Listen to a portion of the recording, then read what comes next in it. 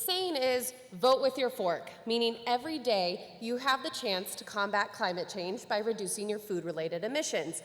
Or at least that's how I interpret it. All the worldly concerns may seem insurmountable, but luckily food can be an easy one to address. If we are privileged enough to make educated food choices every single day, then we can make these small incremental steps to combating climate change with our mouths. The industrial food system is responsible for about 50% of all global greenhouse gas emissions. So dietary changes can be an easy way to start combating that. My answer to all of this?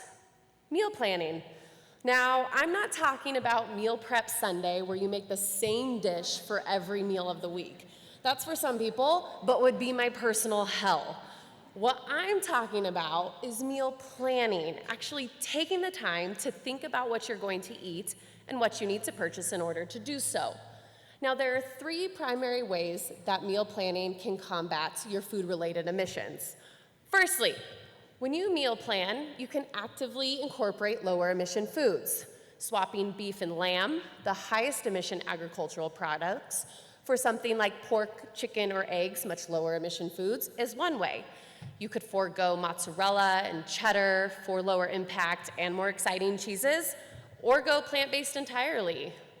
You can incorporate mollusks, which are quite low on emissions, easy to make, crazy yummy, and you can use a Seafood Watch app to aid you in making sustainable fish choices. These decisions matter and add up over time. If you, just one person, removed one burger or beef equivalent from your weekly meat consumption for a year, it would be equal to not using an entire tank of gas in a Subaru. And think of the larger scale.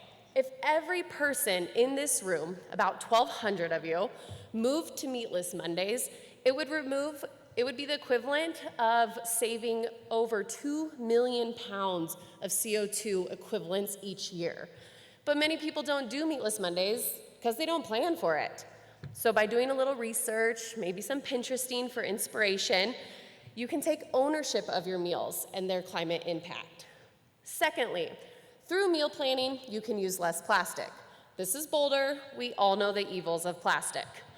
When you go to the store after work and you're crazy hungry and you have absolutely no idea what in the hell you're gonna make for dinner, it's hard to make your good choices, let alone positive choices at all.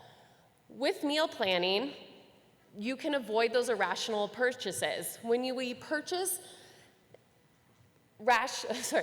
rash purchases, we're more likely to buy food and a lot of plastic. Single-use plastic makes up 37% of all food packaging, and most of that never gets recycled. When you meal plan, you can go to the store once or twice a week. You can bring your own bags and containers. You can actively choose not to purchase the sleek and sexy yet apocalyptically resilient plastic bottle of almond milk. Lastly, meal planning leads to reduced waste. In the US, we waste 30 to 40% of our food supply. That's 20 pounds per person per month. If the food waste were a country, it would be the 3rd largest contributor to greenhouse gases behind the US and China. And even with composting, which is fantastic and prevents food waste from ending up in landfills producing methane, you're still wasting those valuable resources used from producing to storing that now wasted food. Think of cilantro. You buy cilantro for Taco Tuesday, and you use about half the bunch. You keep thinking you're gonna use the rest, but ultimately it just sits in your fridge, slowly rotting away until you have to throw it out.